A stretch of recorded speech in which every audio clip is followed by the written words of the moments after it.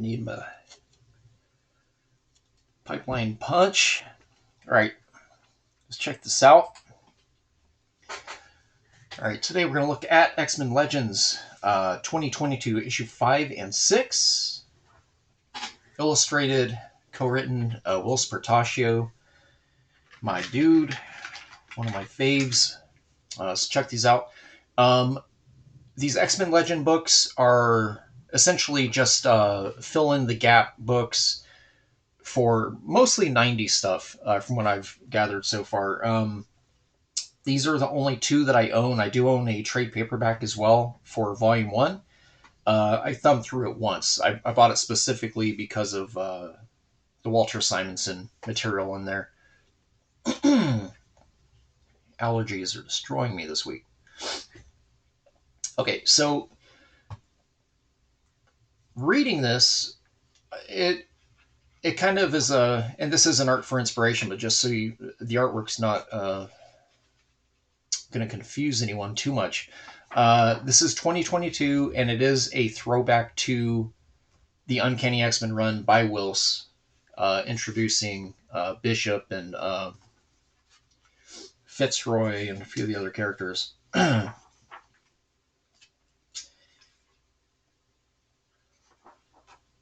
I think this takes place after 287. So if this was collected into some sort of a trade or a collected edition of Whilce, I feel like it would be... I feel like they'd have to present these two issues after 287, 288, one of those two, because it is happening. It's the funeral.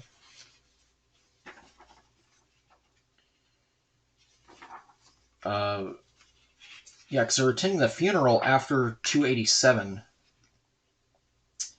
And, but then it throws back to Bishop thinking about the future, the past future past, which he came from, which is majority of the story. So you can't necessarily pigeonhole these books. You can't really throw them before 281.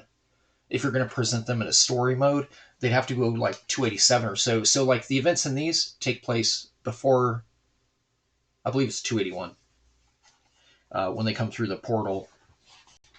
Because obviously Randall and Malcolm, they're both still alive. But this starts off, like I said, their funeral for the two, because they both obviously die. I think it is 287. I think, I don't know. I might be wrong about those numbers, but anyways, it would have to be 5 or 6 issues after if you were to throw these two specific issues because of the timeline that they present in the beginning. So, but anyways, yeah, art for inspiration, Whilce Portacio. I highly suspect this is 100% digital. He does his own inks as well. I mean, obviously, seasoned inker. He inked that way back in the day. He was inking stuff for others. Notoriously, the Long Shot miniseries over Arthur Adams. He was an inker on that. But let's get to this. Sorry for the coughs and sneezes. The air quality is terrible.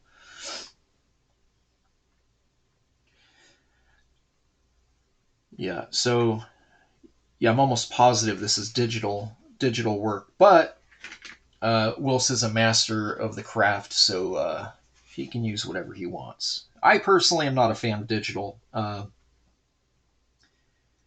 several pieces. I think three of the pieces that I inked for Liefeld on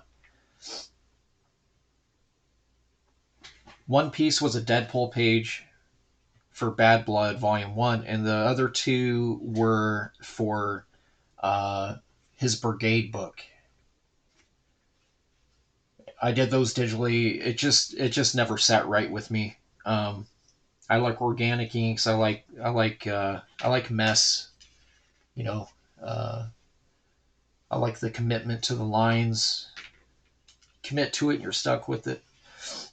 Yeah, here we go. This is really cool.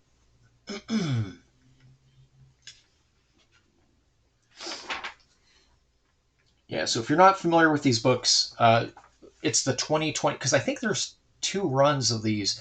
It's issue 5 and 6 from the 20, volume 2, I guess it would be, X-Men Legends volume 2.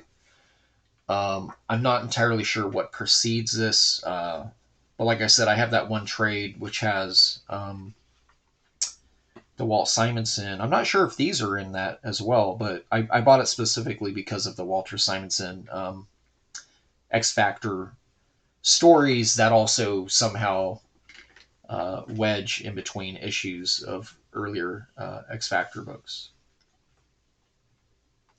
Cool idea, and I've heard a rumor that the X-Men Legends line was actually a brainchild from Whilce. So good on him. Good on him. They just, I feel like to do it right though, you need to get the original creators on it. Obviously, having Whilce do these issues makes sense. This is awesome. I really love the illustration on this monster here. Really great use of black.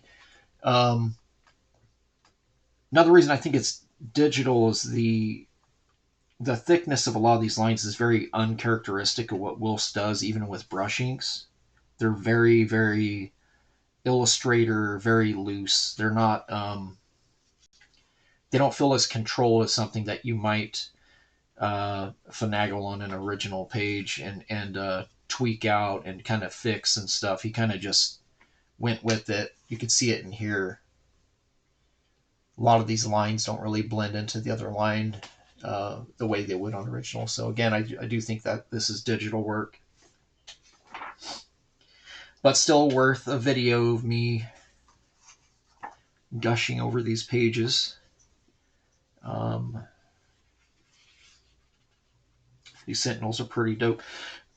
He didn't really revert either. What I like is that he didn't fully commit to reverting to the original style he was using back then. So I do like seeing there was a lot of growth actually between his approach to panels, even the faces and anatomy. I feel like he draws Bishop way better now than he did back then. Just a little more consistent. I think through conventions and sketches and commissions and all this and that, I think that he's had so much practice drawing them that he nailed down just the look of what he should appear like. So yeah, these are really really cool, and also great colors. Who colored this? Was it Arif? Let's see here, because I know that they had the credits for.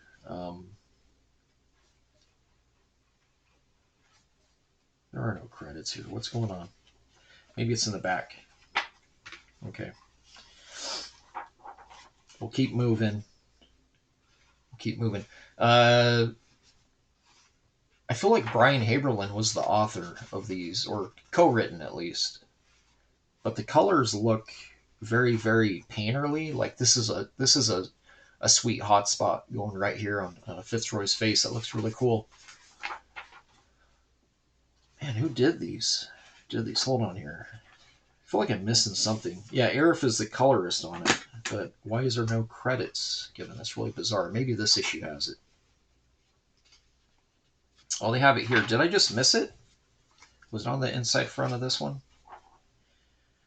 No, I did not miss it. Okay, maybe I missed it somewhere else. Oh, it's right here. That's why. This looks like an ad. Okay. Yep, that should be page 1. I guess they reorganized it because that DPS they threw in the front was on the wrong page. All right, here we go. Got another ad, another opener. Post funeral. So, like I said, 287. This would be like issue 288.1 or 287.5 or something like that. But yeah, it's really interesting stuff. A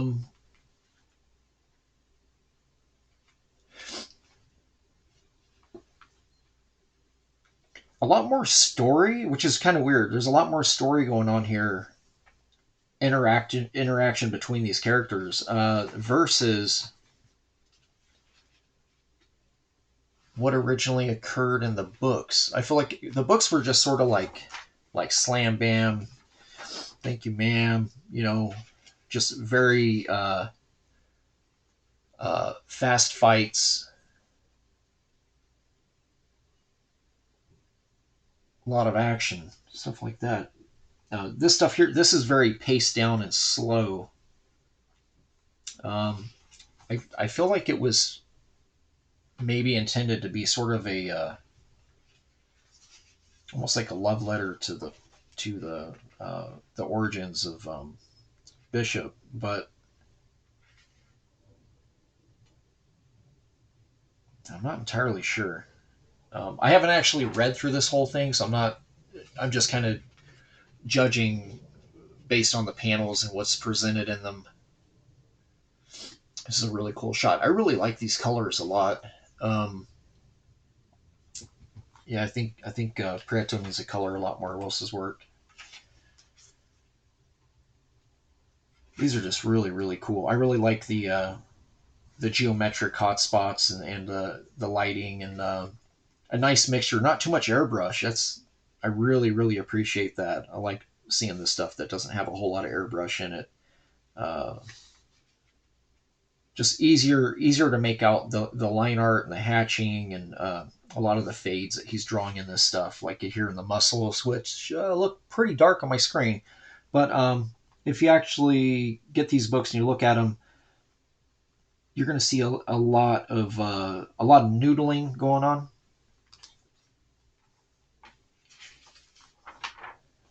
Just super fun to look at this stuff. It's a great face. I really love the lighting on this. It kind of reminds me of Platt in a weird way. Platt was doing a lot of this stuff, playing with rim lights, with these.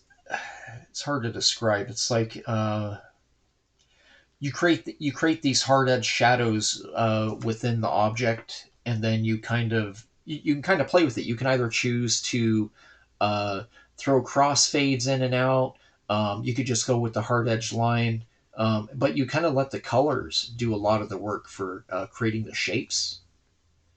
And it's just it's a really cool approach. Not a lot of people do. A lot of people on this panel, they would have just drawn the face, the outlines, maybe a drop shadow. But this is like Will tends to kind of pull these out of his back pocket and just surprise everyone with it.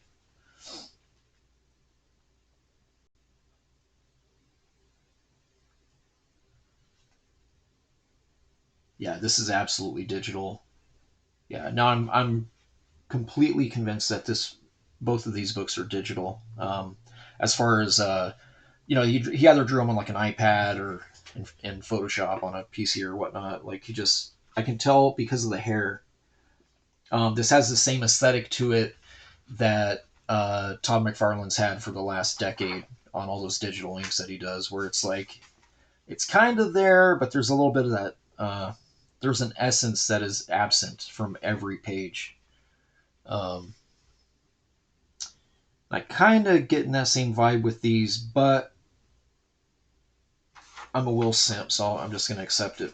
All right, this is a crazy cool panel right here. This is like the death of these two. It's really sick. I really like that.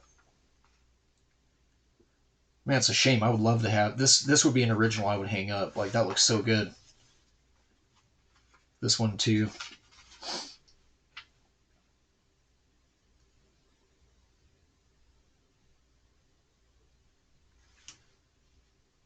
Yeah. So this leads into 288. I think.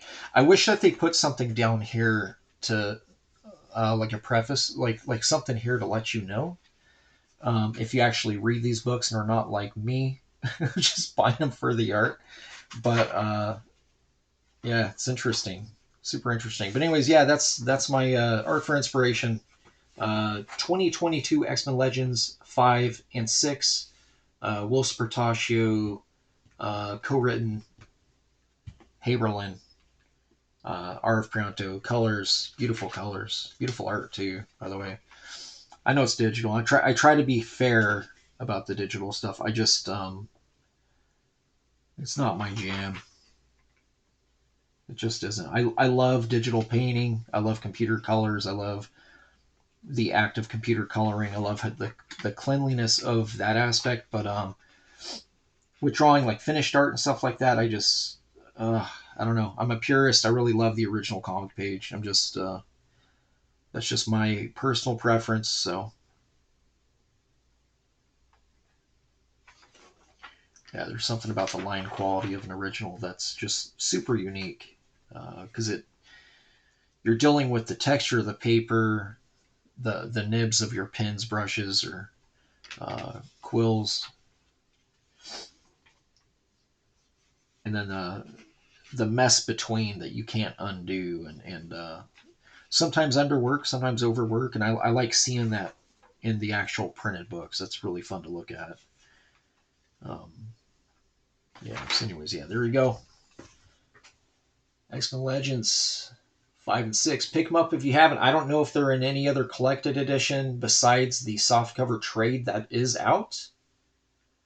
And don't forget, check out my site. Lots of books, artwork, etc. There you go. Peace out.